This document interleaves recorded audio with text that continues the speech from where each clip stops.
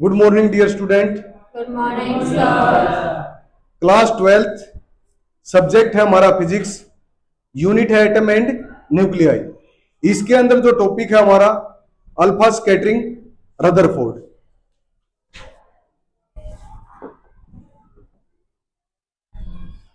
Rutherford ने जो model का नाम दिया था अपना क्या नेम बताया था? Nuclear atomic model. और रदरफोर्ड ने डिस्कवरी किसकी की थी? न्यूक्लियस की। किसके बारे में बताया था? न्यूक्लियस के बारे में। तो रदरफोर्ड साइंटिस्ट है, अल्फा रे स्कैटरिंग एक्सपेरिमेंट करा है इन्होंने।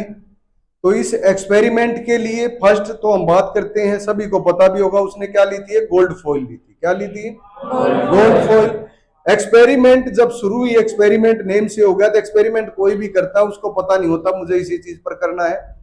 एक्सपेरिमेंट करने से पहले उसने डिफरेंट डिफरेंट मटेरियल और भी यूज किए होंगे, क्या पता उनके ऊपर पॉसिबल ना हुआ हो। तो लास्ट में किसका यूज किया था? गोल्ड फॉइल का। और वहां पर ये एक्सपेरिमेंट उनका क्या हुआ था? सक्सेस हुआ था। इस एक्सपेरिमेंट को करने के लिए उसने 1911 में उसके दो स्टूडेंट थे रदरफोर्ड के, H Geiger and Ernest Marsden. ये रदरफोर्ड के स्टूडेंट हैं। और जो फाइनेंस वगैरह किया था रदरफोर्ड ने किया था इनको, क्योंकि एक्सपेरिमेंट के लिए पैसे वगैरह की जरूरत पड़ती है, सेटअप वगैरह या लैब वगैरह। रदरफोर्ड की लैब के अंदर ये एक्सपेरिमेंट कर रहे थे। और रदरफोर्ड जो है ये किसके स्टूडेंट थे? थॉमसन के। किसके? थॉमसन।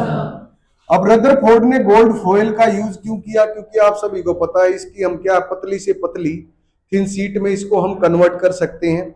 एक पतली सी लेयर, थिन लेयर में इसको हम ले सकते हैं। इसके लिए क्या है, आप घरों में यूज करते होगे एल्युमिनियम फॉइल वगैरह, खाना वगैरह पैक करने के लिए। तो इसी तरह गोल्ड फॉइल पतली से पतली एक लेयर ली थी, उसके पीछे कोई भी दूसरा एटम एयू जो गोल्ड है उसका ना हो। तो इसके लिए फर्स्ट तो इसने क्या किया था, ये हमारे पास यहां पर रिप्रेजेंट भी हो रही है इस पोजीशन पर। ये जो है क्या है, एक पतली सी गोल्ड फॉइल की एक लेयर ली थी, जो लगभग नियर अबाउट कितनी मानी गई है? 10⁸ मीटर इसकी थिकनेस। और इस गोल्ड फॉइल के ऊपर वो क्या है, एक रेज जो इसके ऊपर स्ट्राइक करवाएगा। और रेज हमारे पास में कौन सी थी? Alpha rays. क्या थी वो रेज? Alpha raise.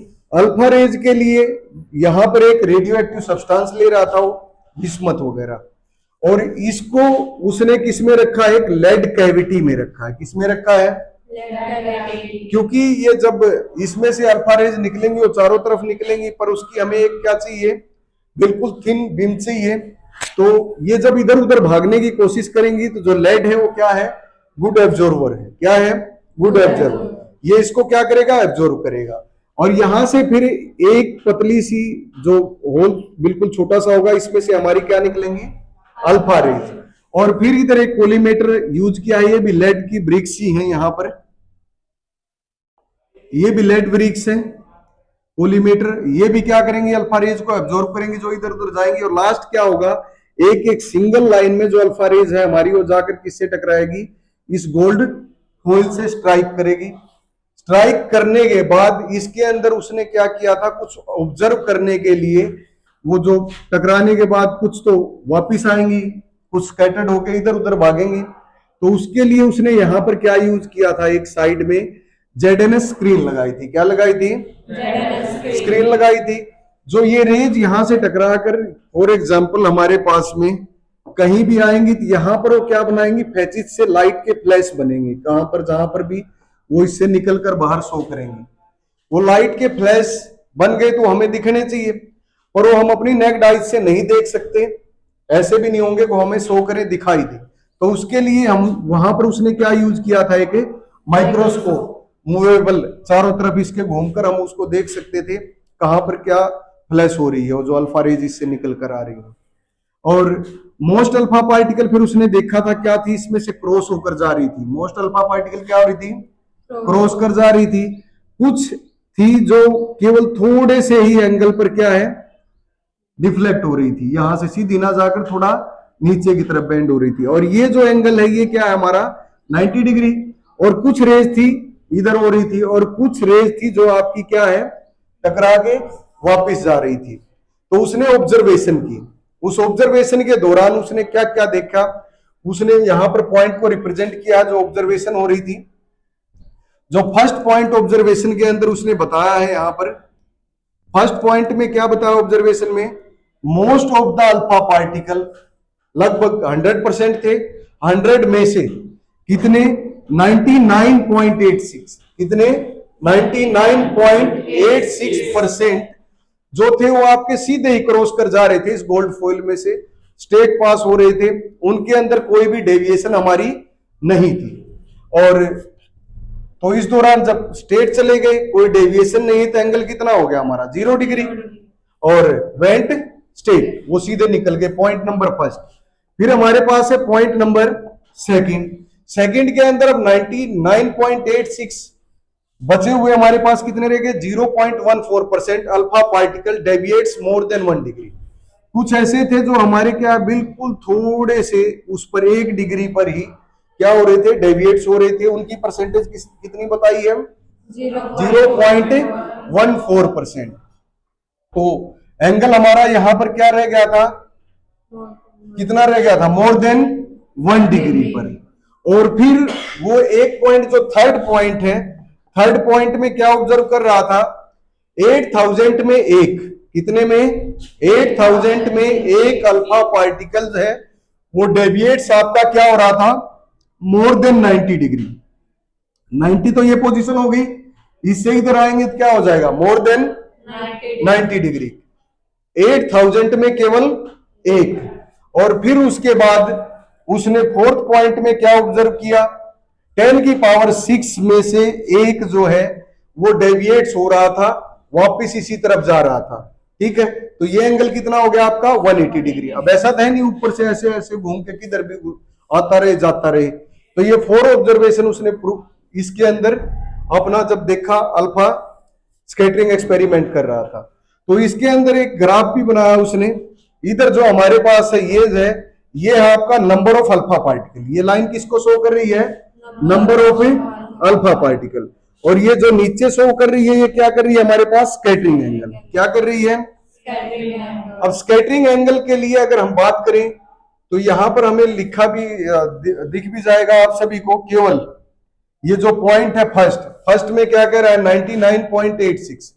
यहां पर जो थीटा है हमारा कितना है, 0 डिग्री। कितना है थीटा, 0 डिग्री। 0 तो हमारे पास में यही है, यस और नो। तो मैक्सिमम जो हमारे पास अल्फा पार्टिकल है वो उनकी पोजीशन क्या हो गई, सबसे ऊपर हो गई। तो यहां से शुरू किया या यहां से शुरू कर लिया, और वो ग्राफ आपका कुछ इस तरह का आ जाएगा according to observation. Does everyone understand, are there any question? उसके बाद ऑब्जर्वेशन तो कर ली उसने, सारी बातें बता दी। ऑब्जर्वेशन के बाद फिर वो रिजल्ट और कंक्लूजन पर गए, रदरफोर्ड। ठीक है, जो फर्स्ट ऑब्जर्वेशन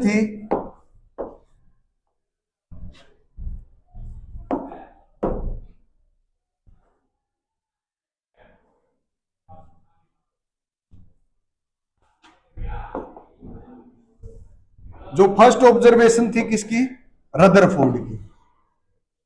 पहली ऑब्जर्वेशन में उसने ये बताया था मैक्सिमम जो पार्टिकल थे वो क्या हो रहे थे, उसको क्रॉस कर रहे थे, जो एटम था उसके न्यूक्लियस से क्या है, पार जा रहे थे। तो पहली जो ऑब्जर्वेशन थी उसके अकॉर्डिंग उसने अपने रिजल्ट में क्या बताया, most part of atom is empty space. Empty है, एम्प्टी का मीनिंग होलो है। इस रीजन में उसने क्या बताया था ऑब्जर्वेशन के अंदर, 99.86% अल्फा पार्टिकल पास अनडेविएटेड, वो डेविएट नहीं हो रहे थे, सीधे के सीधे जा रहे थे। सेकंड में फिर रदरफोर्ड ने क्या बताया, आपने देखा होगा कुछ, ये एटम हो गया न्यूक्लियस, कोई अल्फा पार्टिकल आ रहा है, वो क्या है, यहां से स्कैटर्ड होके कुछ इस तरह चला गया, कुछ तो ऐसे जा रहे थे और ये कुछ ऐसे आ गया। तो एंगल क्या ले लिया था यहां पर, थीटा 1 डिग्री। क्या लिया था, 1 डिग्री। तो there is some positive charge inside atom in a very small space. तो उसके अंदर कुछ ना कुछ पॉजिटिव चार्ज भी है। उसका रीजन में क्या बता, 0.14% अल्फा पार्टिकल डिफ्लेक्ट हो रहे थे मोर देन 1 डिग्री एंगल पे। फिर उसके बाद थर्ड पॉइंट के अंदर उसने ये भी बताया था 10 की पावर 6 में से लगभग इतने में से एक ऐसा था जो क्या था, वहां टकरा के वापिस उसी तरफ आता हुआ उसको नजर आ रहा था। इसका मीनिंग क्या हो गया? वो होलो नहीं रहा। क्या नहीं रहा? होलो नहीं रहा। तो उसमें थर्ड पॉइंट में यही बताया गया, positive charge inside atom is concentrated to an extremely small space called, उसको क्या नाम दिया? न्यूक्लियस नाम दिया।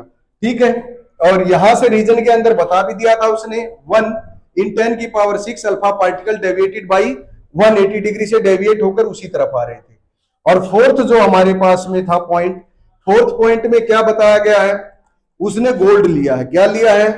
जो फर्स्ट एक्सपेरिमेंट के अंदर गोल्ड ले रहा था, उससे पहले भी एक्सपेरिमेंट का मीनिंग यही होता है, कोई भी एक्सपेरिमेंट हम कर रहे हैं जरूरी नहीं फर्स्ट टाइम हमें क्या है उसकी आउटपुट मिल जाए। तो उसने एक्सपेरिमेंट के लिए बहुत सारी चीजें यूज की होंगी, तो इसमें यही बताया गया, number of alpha particle scattered at a particular angle theta is different for different metal. जो डिफरेंट मेटल होंगे डिफरेंट उनके लिए जो थीटा होगा वो भी क्या होगा? अलग अलग होगा। और रीजन में बता दिया, different metal element have different positive charge in their nucleus. उसके बाद जो फिफ्थ पार्ट रह गया हमारा, जो रिजल्ट निकला फिफ्थ में ये बता रहा है, बीच में तो क्या है? न्यूक्लियस है। न्यूक्लियस पर चार्ज कैसा है? पॉजिटिव। और उसके बाहर क्या घूमते हैं हमारे ऑर्बिट में? इलेक्ट्रॉन।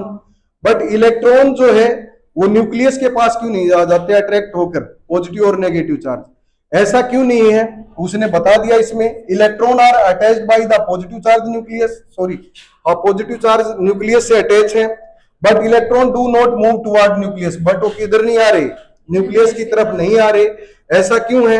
क्योंकि जो it utilize this force as centripetal force and revolve in a circular orbit. ठीक है, ये क्या था? ऑब्जर्वेशन के बाद रदरफोर्ड ने रिजल्ट और कंक्लूजन बताया। कंक्लूजन, रिजल्ट और कंक्लूजन बताने के बाद उसने कुछ क्या दिए थे इसमें? ड्रॉबैक्स भी दिए थे। क्या दिए थे? ड्रॉबैक्स। उसके बाद हम बात करते हैं ड्रॉबैक्स की, रदरफोर्ड मॉडल ऑफ एटम। जो फर्स्ट था point, he can not explain stability of A atom. इसको एक्सप्लेन नहीं कर पाया था। एक मैक्सवेल थे, इन्होंने क्या बताया था? An accelerated charge particle emit radiation. जो इलेक्ट्रॉन इसके चारों तरफ रिवॉल्व कर रहे हैं वो क्या एमिट करेंगे? रेडिएशन। और रेडिएशन एमिट करते करते उनके पास में क्या हो जाएगा? एनर्जी का लॉस हो जाएगा और वो कहां आकर गिर जाएंगे? न्यूक्लियस में। कहां जाएंगे? न्यूक्लियस में। तो इसने ये बताया है, electron has acceleration, electron is a charge particle, electron continuously emit radiation या energy, electron will collide with nucleus. ऐसा जब काम होगा वो कहां आकर कोलाइड कर जाएंगे? न्यूक्लियस से। जो स्टेबिलिटी को एक्सप्लेन नहीं कर पाया था, फर्स्ट पॉइंट। उसके बाद, और atom will not stable, atom will not stable. Second point में क्या बताया था इसने? He can not explain discrete spectrum of atom, electron can revolve in any circular orbit. Electron वैसे तो रिवॉल्व किस में करते थे? बोर ने एक्सप्लेन किया था, के एल एम एन इस तरह ऑर्बिट होती थी, उसमें रिवॉल्व करते थे।